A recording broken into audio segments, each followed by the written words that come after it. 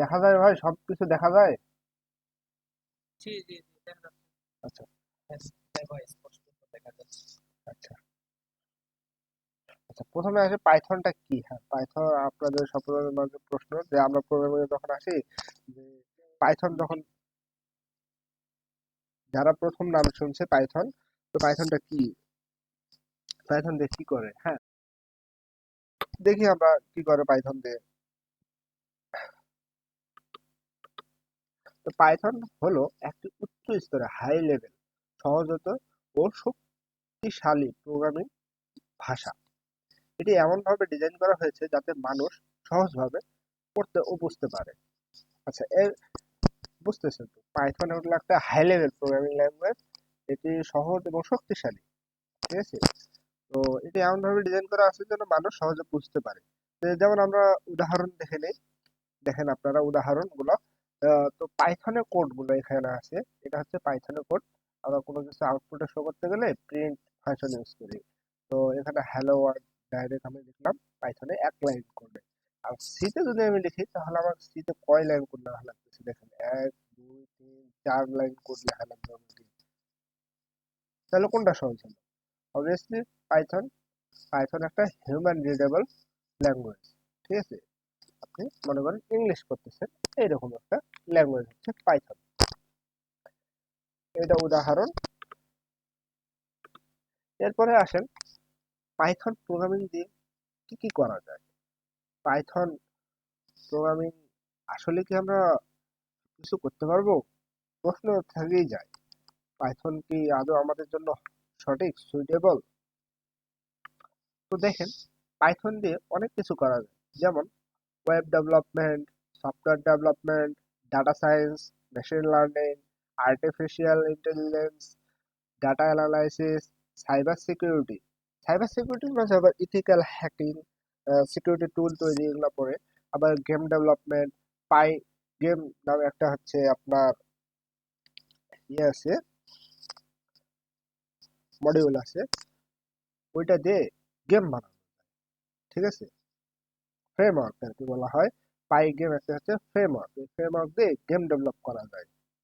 তো এগুলো হচ্ছে পাইথন দিয়ে অনেক কিছু করা যায়। যেমন এগুলা দেখে রাখতে পারেন, এগুলো হচ্ছে আপনার পাইথনের বৈশিষ্ট্য সমূহের উপর আসতে পারে। তারপর পাইথন এত জনপ্রিয় কেন হয়, পাইথনটা এত জনপ্রিয় কেন, প্রশ্ন আসতেই পারে, এসেই যায়। পৃথিবীতে এত এত ল্যাঙ্গুয়েজ থাকার পরেও পাইথন কেন জনপ্রিয়?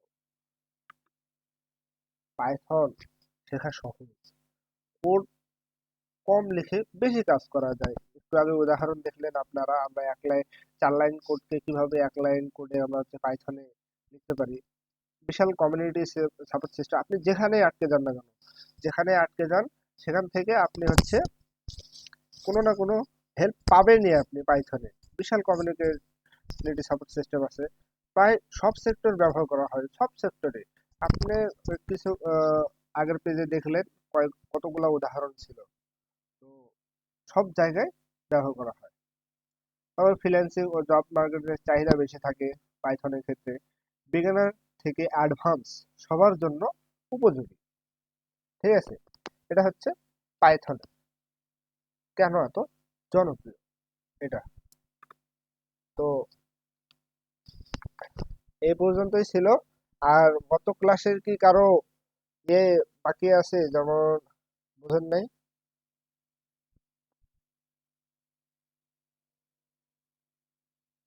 ভাইয়া, হ্যালো, হ্যালো, হ্যালো।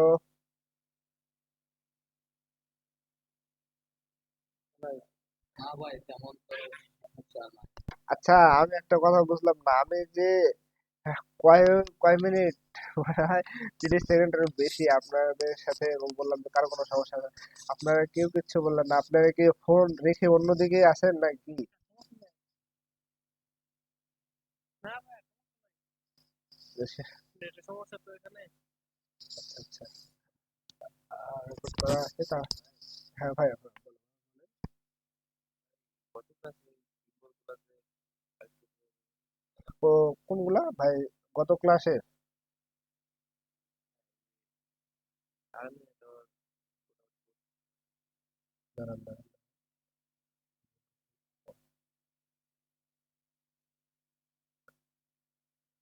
জি ভাইয়া।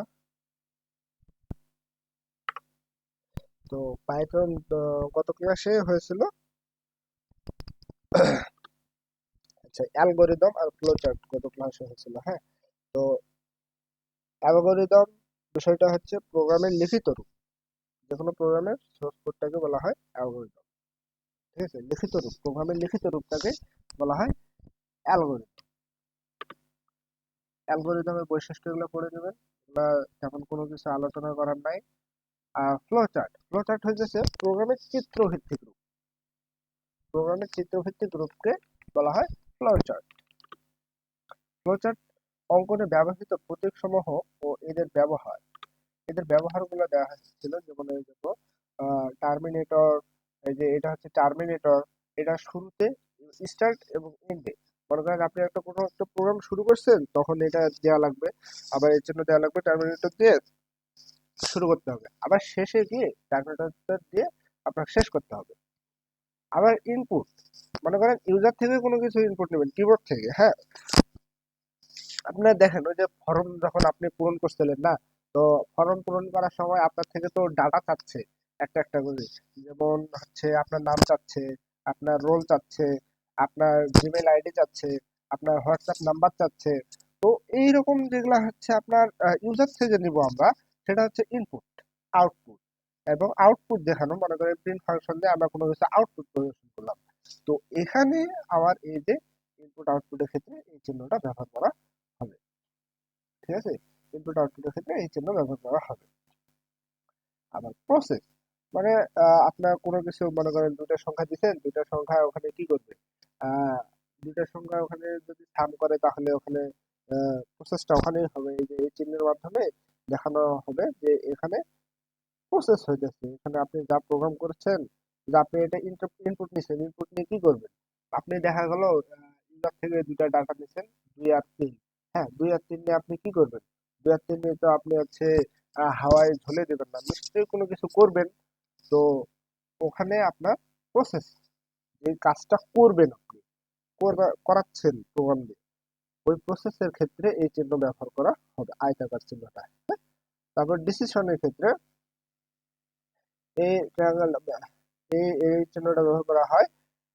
এই চিহ্নটা আপনার সিদ্ধান্ত, আপনার ওই যে গতকালকে উদাহরণ দিয়েছিলাম যে আপনার ফ্রেন্ডের বার্থডে, কিন্তু আপনার ফ্রেন্ডের বার্থডে উপলক্ষে তাকে আপনি গিফট দিবেন, নতুবা আপনি প্রতিদিন তো তাকে গিফট দেওয়ার আপনার সামর্থ্য নেই, বা আপনার সামর্থ্য থাকতে পারে, আমার সামর্থ্য নেই, আমি তো আমার ফ্রেন্ডের বার্থডে ছাড়া কোনো গিফট দেবো না, এরকম।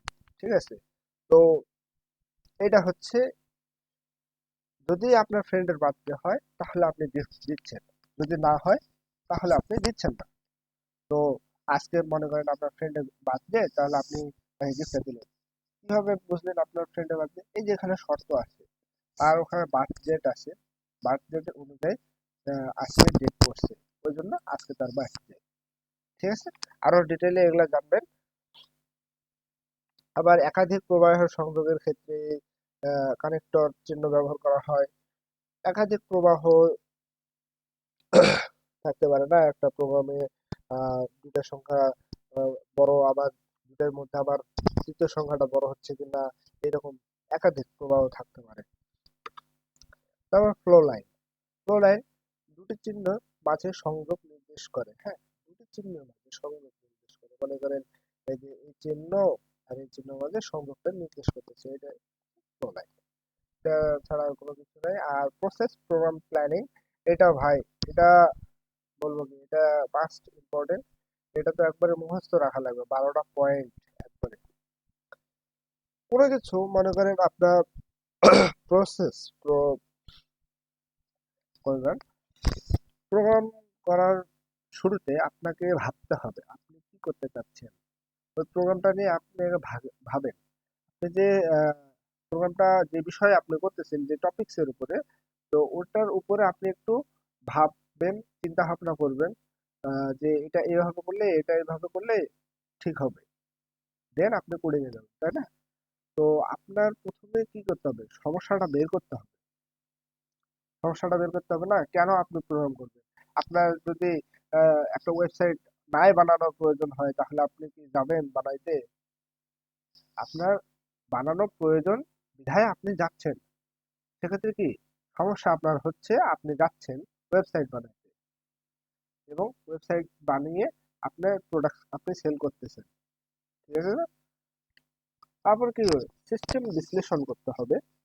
তারপর প্রোগ্রামে ইনপুট এবং আউটপুট, ইনপুট কিভাবে হবে, আউটপুট কিভাবে হবে, এটা নির্ণয় করতে হবে আপনাকে। তারপর অ্যালগোরিদম উন্নয়ন করতে হবে। তারপর ফ্লো চার্ট উন্নয়ন করতে হবে। অ্যালগোরিদম উন্নয়ন করা শেষ, এবং ফ্লো চার্ট আপনার চিত্র অঙ্কন করে এভাবে এভাবে এটা হচ্ছে, ওটা আপনাকে করতে হবে। তারপরে কারণ ফ্লো চার্টে দেখা যাবে যে একটা এখানে ভুল হচ্ছে, আপনি মিশাই দিয়ে রুল দিয়ে এ করতে হয়, রুল দিয়ে মিশাই দিয়ে উম, আপনি আবার নতুন ভাবে আঁকায়ে ওটা করতে পারলেন, ঠিক আছে না? ফ্লো চার্ট তাহলে কি হচ্ছে, আপনার অ্যালগোরিদম বারবার লিখতে হচ্ছে না, কারণ অ্যালগোরিদম একবার ভুল হলে আবার কাটাকাটি করে লেখার কাগজে কিন্তু অনেক বিরক্তিকর একটা ব্যাপার। কাগজে লেখার কথা বলছি, কম্পিউটারে না, ঠিক আছে? তারপরে প্রোগ্রামিং ভাষা নির্ধারণ, আপনার উপরকার প্ল্যান শেষ, আপনি এখন প্রোগ্রামিং ভাষা নির্ধারণ করবেন। আপনি কোন ভাষায় কোড লিখবেন এটা তো আপনার নির্দিষ্ট রাখতে হবে। যেমন আপনি পাইথন লেখেন বা সি লেখেন বা জাভা লেখেন, জাভা স্ক্রিপ্ট লেখেন, যাই লেখেন না কেন, আপনাকে সেটা নির্ধারণ করতে হবে। তারপরে আছে প্রোগ্রাম রচনা। ওগুলাই ধাপ শেষ, এখন প্রোগ্রামটাকে আপনাকে রচনা করতে হবে। প্রোগ্রাম রচনা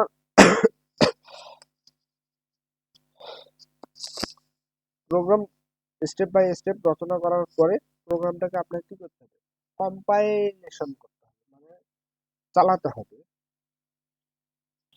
তারপরে প্রোগ্রামের পরীক্ষণ ও ভুল সংশোধন, কম্পাইলেশন করার পরে যেগুলো ভুল থাকবে সেগুলোকে আপনাকে কি পরীক্ষণের মাধ্যমে ভুলগুলোকে সংশোধন করতে হবে। তারপরে ডকুমেন্টেশন করতে হবে, ডকুমেন্ট করে রাখতে হবে, ইনস্টলেশন, সংরক্ষণ এবং রক্ষণাবেক্ষণ, ঠিক আছে?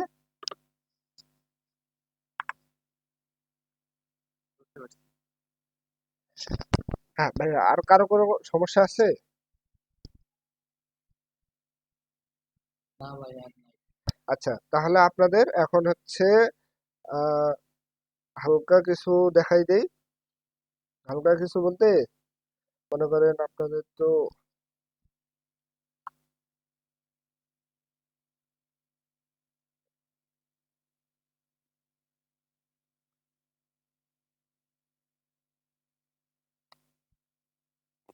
না, আপনাদের নামে একটা ফোল্ডারই বানাই, হ্যাঁ, আপনাদের নামে একটা ফোল্ডারই বানাই, ওই ফোল্ডারই কাজ হবে।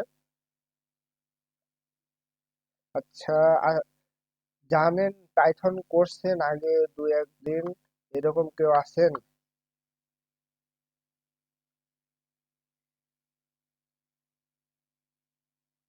ভাইয়া?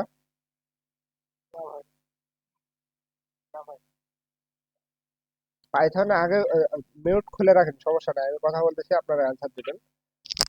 পাইথনে কোড লেখেননি এর আগে কখনো?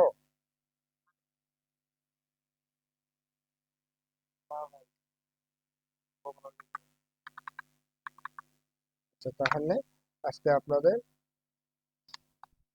জীবনের সবচেয়ে বড় প্রোগ্রাম দেখাই দেই, হ্যাঁ।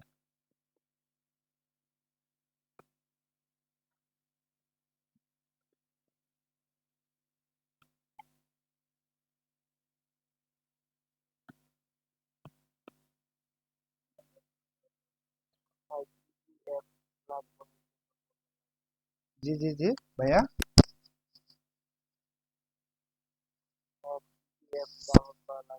ও হ্যাঁ হ্যাঁ হ্যাঁ, অ্যাপস বলতে আপনারা শোনেন, অ্যাপস আপনার হচ্ছে এখানে গুগলে যাবেন, সিম্পলি গুগলে যায় আপনার মাইক্রোসফট থেকে ডাউনলোড করবেন না, আপনাদের আমি ডাউনলোড করে দেখাই, হ্যাঁ, ডাউনলোড করে দেখাই। এই প্রসেস আপনার ভিডিও থাকবে ওই প্রসেসে আপনারা ডাউনলোড করবেন, না হলে কিন্তু ভিএস কোড কাজ করবে না, ঠিক আছে? তাহলে এখন ভিডিওটা একটু গুরুত্বপূর্ণ হতে যাচ্ছে, আপনারা একটু কাইন্ডলি দয়া করে দেখবেন। আমি ভিএস কোডটা আমার পিসি থেকে আগে আনইনস্টল করে নেই।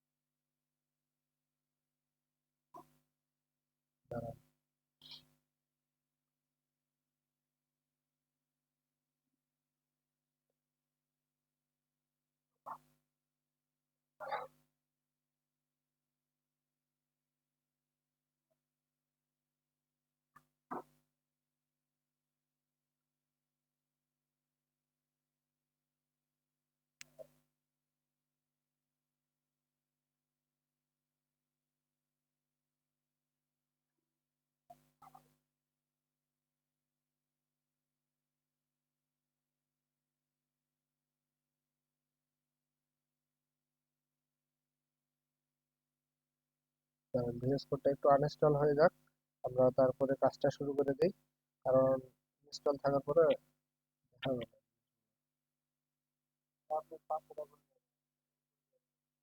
ভাই আমার বাসা হচ্ছে দিনাজপুর জেলার বিরামপুর থানায়। ময়মনসিংহে থাকতাম, থাকি না তো আর। না,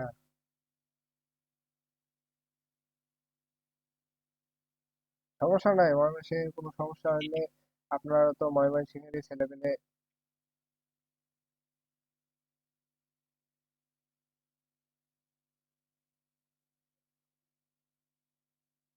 আচ্ছা, এখন আপনারা হচ্ছে প্রথমে যে কোনো একটা ব্রাউজারে আসবেন, হ্যাঁ। ব্রাউজারে আসে ভিএস কোড লিখবেন, ভিএস কোড ডাউনলোড লিখে এন্টার দেবেন। তারপরে আপনারা প্রথম যে লিঙ্কটা পাবেন, এই যে এই যে এখানে দেখবেন আর কি, code.visualstudio.com ডাউনলোড। এখানে এটা হচ্ছে ভিএস কোডের অফিসিয়াল ওয়েবসাইট। আপনার যেই ইয়ে আছে আপনার,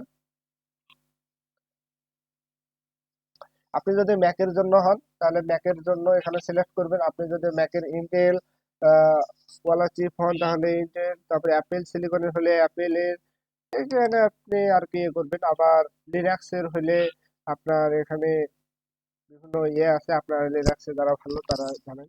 আবার উইন্ডোজের হলে উইন্ডোজের জন্য এই যে উইন্ডোজ 10 আর 11 দেওয়া আছে। তো আমি এখানে সিম্পলি ক্লিক করব, এখানে দেখবেন যে আমাদের ডাউনলোড হওয়া শুরু হয়ে যাবে। ও আল্লাহ, এটা কি করলাম!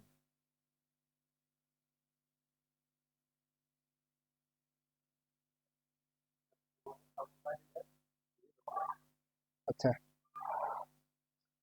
অল্প একটু দাঁড়ান, লাইনে থাকবেন, ভিডিওতে আমি পোস্ট করে দিই।